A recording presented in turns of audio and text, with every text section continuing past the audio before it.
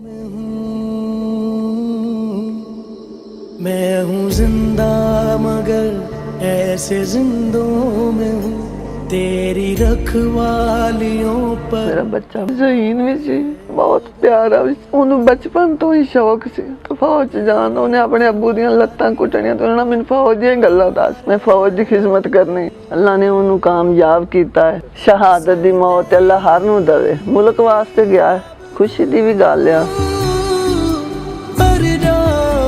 लड़ने का उसमें जज्बा था। उसने कहा कि मुल्क की खातिर मुझे जान भी देनी पड़ी तो जान का नजराना पेश कर दूंगा। शहादत से 10-15 दिन पहले की बात है, जब उसकी छुट्टी मंजूर हुई, उसने हमें फ़ोन पे बताया कि मेरी छुट्टी हुई है, ऑपरेशन हो रहा था। उसने कहा कि ऑपरेशन की खातिर मुझे मेरी छुट्टी कैंसिल कर दो, मैं ऑपरेशन करके फिर छुट्टी जाऊँगा। तो अल्लाह ताला की तरफ से उसकी शहादत थी, शहादत उसकी होगी।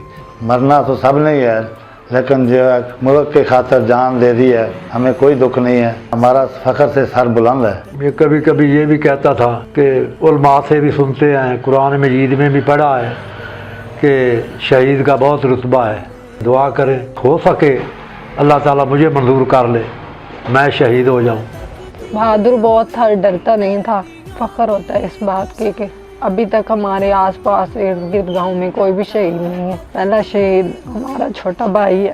अब सारे हमारे घर वालों को लोग हमारे नाम से नहीं, शहीद के बहन भाई माँ बाप लफ्ज़ों से याद करते हैं। इस बात पे हमें फ़ख्र है। हम जैसा कि अल्लाह ताला ने कुरान पाक में कहा है कि शहीद को मुर्दा मत कहो क्योंकि वो ज़िंदा है और तुम्हें इस बात की खबर नहीं है। मेरे भाई ने 23 सितंबर को जौम शहादत नोश किया था। वो कहता था कि मैं अपने वतन के लिए लड़ रहा हूँ, अपनी कौम के लिए लड़ रहा हूँ। उसने लड़ते लड़ते अपनी जान दी है। हमें बहुत फ़ख्र है कि हमारे भाई ने शहादत नोश की है।